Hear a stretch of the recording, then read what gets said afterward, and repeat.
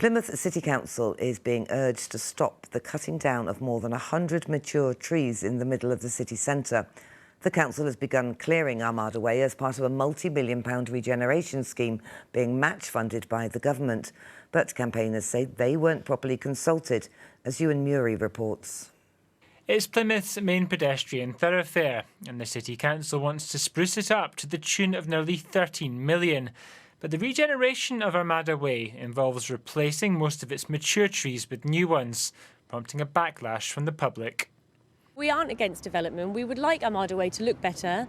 You know, it could have done with some maintenance before, but a revamp would be nice. But that doesn't need to involve cutting down 136 trees. You're spending all this money on regeneration, but actually that's not what the city centre needs. The city centre needs to have more people living in the city centre.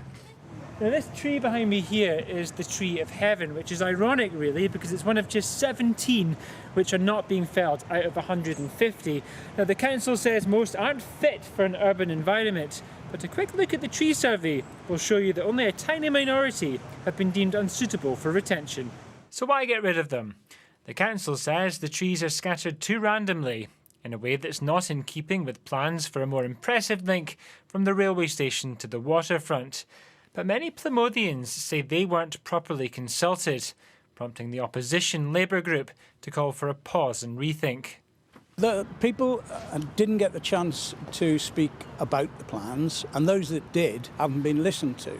I mean, as an exercise in how not to do public consultation, it'd be pretty hard to beat this. The scheme is, we don't know how affordable it is going forward. We don't know how much the annual maintenance budget is going to be. And it's not just Labour who are sceptical. Stephen Hume is a Conservative councillor who says he felt the desire to speak out after wide concerns from residents. I know they say that all the information's been on the website, you know, saying about where the funding's come, but I think if we as residents had been told a little bit more, we'd have been more understanding about the project. Should this be the priority for the council as it tries to bring people back to the high street? Anything that's going to bring people into the city and put us back on the map is beneficial. Is this a priority? I have to be careful what I say. There's other things that I think is more of a priority, put it that way. The council didn't want to give an interview, but in a statement says it's been making information available, including at public events, since 2018. The plans for Armada Way are backed by the Plymouth Business Improvement District, but it seems they've not taken root among everyone in the city. Ewan Murrie, BBC Spotlight.